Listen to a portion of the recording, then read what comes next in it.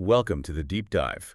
Our job is to take your specialized sources, product listings, merchant notes, all that research, and really give you the shortcut to the absolute core of the story. And today we are diving into a really spectacular collision of interests. We really are. High-end single malt Scotch whiskey collecting, strategy, and the game of chess. It's a fascinating crossover. Our sources today are focused entirely on the Chess Malt Collection, or TCMC. It's a series very carefully put together by the Danish retailer Whisky.dk. And our mission here isn't just to list off some impressive bottles. No, not at all. It's to really analyze the strategy behind this collection to understand why it appeals to, both the serious collector and the themed enthusiast. Exactly. Because this isn't just whiskey with a chess theme.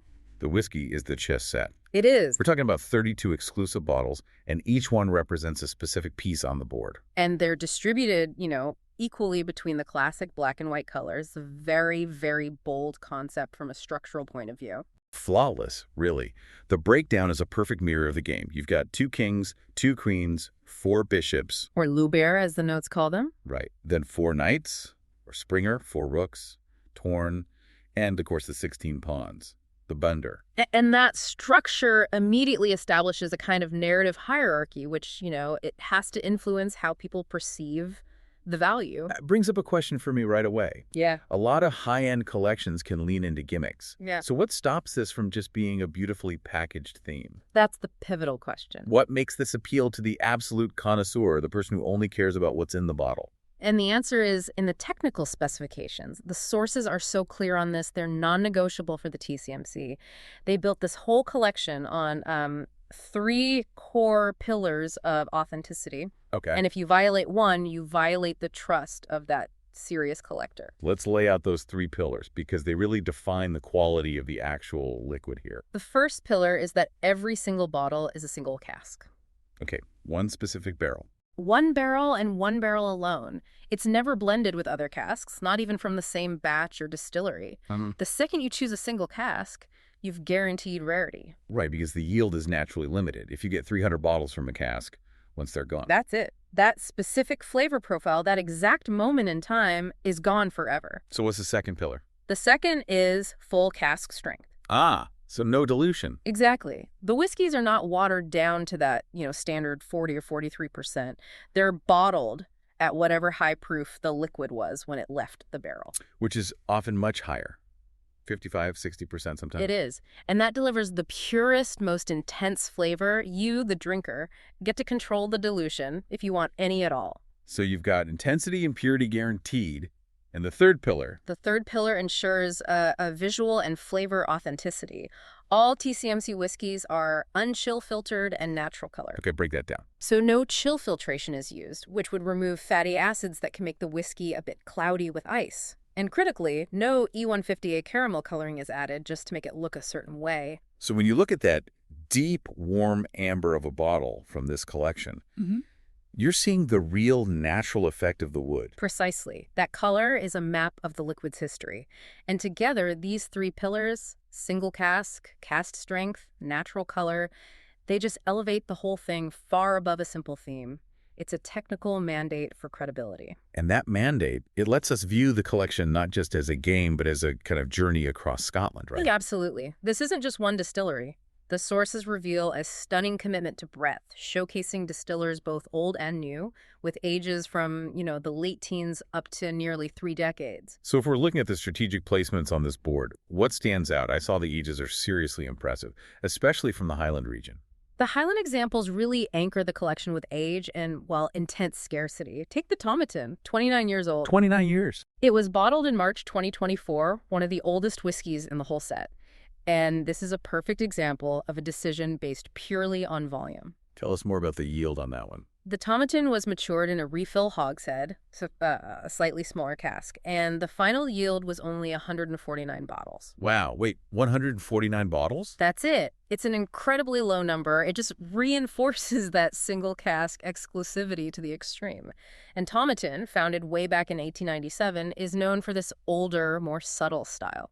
With notes of tropical fruits, I believe. That's right. Now compare that to another bottle, the Blair Athol, 22 years old, from a sherry fad, which yielded 527 bottles. That's a huge difference. So does that tiny volume on the Tamdhu mean It's probably earmarked for a king or a queen piece. It forces you to think strategically, just like in chess. We don't know all the piece assignments, but it seems highly likely the absolute scarcest casks are for the highest value positions. Scarcity dictates market price. It makes perfect sense. What about another Highland contrast? Well, you have Old Pulteney, founded in 1826, often called the Man of the North. It has a very distinct coastal character, their 19-year-old bourbon cask expression. How many bottles for that one? 208. And it offers a great contrast to the Tomatin. It's also known for tropical fruits, but with that slight saltiness and a bit of fudge. It shows they're sampling different facets of the Highland style. And then there's Speyside, which is just the capital of Scotch production in terms of density. It's well represented here, too. Precisely. And you see the full spectrum. Look at the contrast between a real foundational Speyside like Mortlach founded 1823, which gave a 16-year-old from refill hogsheads. 283 bottles on that one. Right, versus the Auchrisk 24 years old. Auchrisk was founded much later, in 1972. So that shows the collector can't just ignore quality because a distillery isn't, 150 years old. Correct. The 24-year-old Auchrisk is noted for tropical fruits, light smoke, and nuts, with a yield of 275 bottles. That decision shows the curator prioritized exceptional liquid over historical pedigree alone. So the strategy wasn't just to grab famous names. It was about creating a liquid map of Scotland's best, all tied together by those technical pillars. Exactly. And every time you see a bottle count under 300, you're reminded that this is an exclusive, unrepeatable experience. Okay, let's transition now and focus on one specific bottle that the sources detailed, the Tamdhu 16-year-old. Right. And it's specifically labeled as the H2 White Pawn, which I find fascinating given that it's a pawn. The Tamdhu pawn is a perfect case study in how quality can transcend board position. Tamdhu is defined by one thing, really, one unwavering commitment. Oloroso sherry maturation. Yes, founded in 1897 in Speyside, and that's their signature. And this isn't just about using sherry casks when they're available, right? This is their whole brand. Their commitment is arguably more intense and consistent than almost any of their peers. They source their Oloroso sherry casks directly from Spain, and they use them almost exclusively. It's not cheap or easy. But it creates their signature profile. That intense dedication to the Oloroso cask gives it that naturally warm, deep, really fruit-saturated style. Absolutely. The source describes this specific 16-year-old pawn as being matured for all 16 years on a single Oloroso sherry hogshead. And it's bottled at a pretty powerful strength. 57.5%. The result is a high-intensity flavor bomb. So what are the key tasting notes for this one? You're looking at layers of richness that only that kind of maturation can provide. You get raisins, dried fruit, burnt sugar, dark caramel.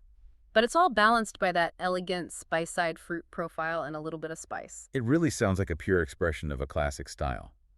But why stick with such a rigorous and expensive policy? It's so much easier to use bourbon casks. Well, that gets to a question of brand integrity. Tamdhu decided that quality and consistency were worth the cost. By committing so intensely to Spanish Oloroso sherry, they make their liquid immediately recognizable. A pure interpretation. 16 years of lag time, as the notes say, allows everything to just harmonize. Totally. The oak, the sherry, the spirit. And for the collector, that pedigree, that history of commitment, makes the bottle valuable, regardless of whether it's a pawn or a king. And there were only 258 bottles of this pawn, which is still a tiny number globally. Exactly. The pawn is the foundational piece in the game of chess. And here, the Tamdhu represents a foundational style of high-quality, sherry-matured single malt. Its quality provides depth to the whole collection. Okay, let's switch gears completely. All this careful curation and needs a serious guide behind it. Let's talk about Whisky.dk, the retailer bringing this to market. Whisky.dk provides the context and the authority here. It was co-founded by Ulrik Bertelsen and Henrik Olsen, and it started as just a small online business back in 2012. And they've grown a lot since then. Oh, massively. Really? They've become a leading Danish retailer in fine spirits. And while a lot of sales are online, they clearly believe in this physical experience too. They have that big showroom. A huge one, 500 square meters near Kolding. And that physical presence signals market leadership, trust, and the resources you need to handle collections like this. And their name is Whisky.dk. But the sources make it clear their expertise is much wider. It is. Their scope is what validates their authority. They have selections across rum, gin, vodka, and even high-end champagne. Why is listing brands like, Veuve Clicquot or Moet and Chandon strategically important for a whiskey retailer. It positions them as a curator of premium beverages in general, not just a specialist in one thing. But here's the critical part. Look at their selection of fortified wines. Port, and especially sherry. Yes. Amontillado, Fino, Manzanilla, and Oloroso. Which connects directly back to the quality of that Tamdhu we were just talking about. Precisely. To select a top-tier single cask scotch, the curator has to be an expert in wood. The fact that Whisky.dk maintains an extensive professional inventory of Oloroso sherry proves they are immersed in the exact liquids used to season the casks. So they aren't just selling bottles. They understand the entire production chain. That's their real value add. They don't just facilitate transactions, they facilitate understanding through things like tastings and masterclasses. They're the expert guides you need for something this complex. So what does this all mean for you, the collector, when you look at the Chess Malt Collection as a whole? I mean, it means you're looking at a meticulously curated series that really successfully fuses high-end spirits with a recognizable cultural theme.